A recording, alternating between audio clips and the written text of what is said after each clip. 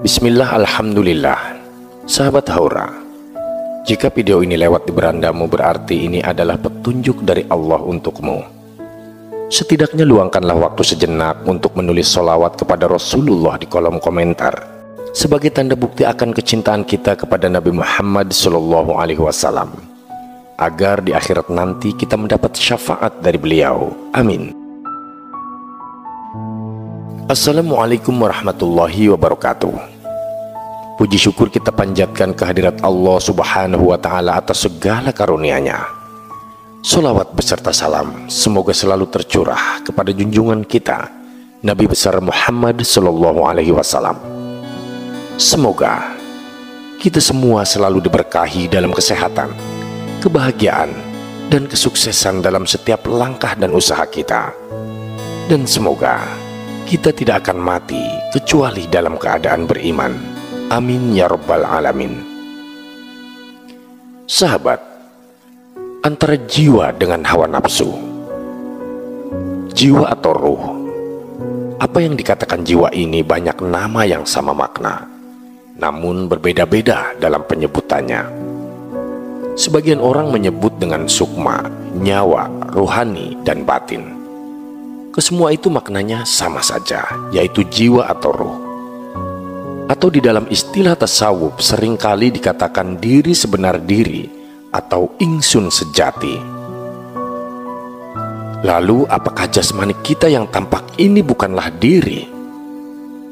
Itu diri juga, tetapi itu adalah diri yang zahir atau jisim kasyaf, dan diri yang batin itulah yang disebut jiwa atau ruh atau jisim latif.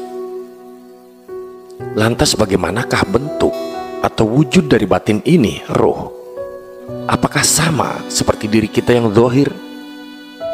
Diri batin atau jiwa itu bersifat gaib, dan yang namanya gaib tidak berwujud atau berbentuk, karena dia merupakan daya energi gaib yang timbul atas asalnya dari dalam noktah yang sir.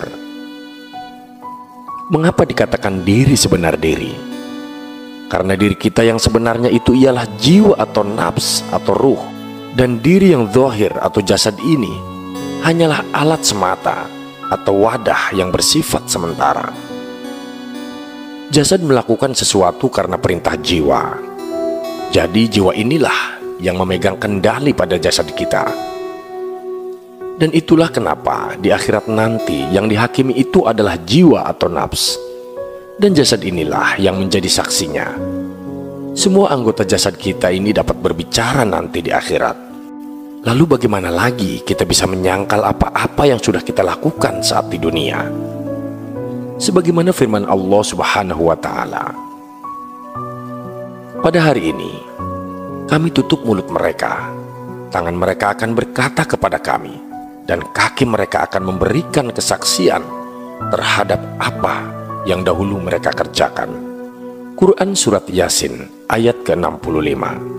Apa yang ditutup itu bukanlah mulut jasad, tetapi jiwa ini tak dapat berkata-kata lagi sampai semua anggota jasad ini selesai memberikan kesaksian atas apa yang kita lakukan.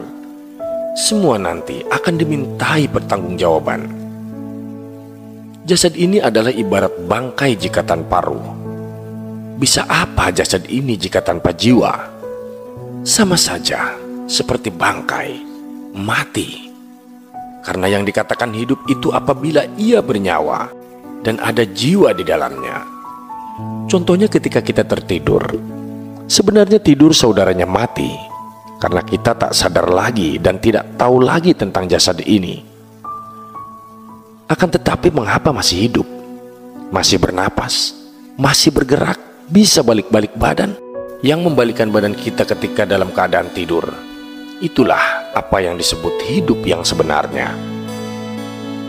Jadi, yang tidur itu hanyalah jasad, bukan diri. Karena pada saat tidur, jiwa telah terpisah dari jasad. Makanya kita tidaklah mengetahui lagi peranan jasad. Dan di situ sangatlah jelas diri sebenar diri, ya jiwa atau ruh, dan bukanlah jasad yang sedang tidur ini. Hawa nafsu atau ego ialah asalnya dari nafsu.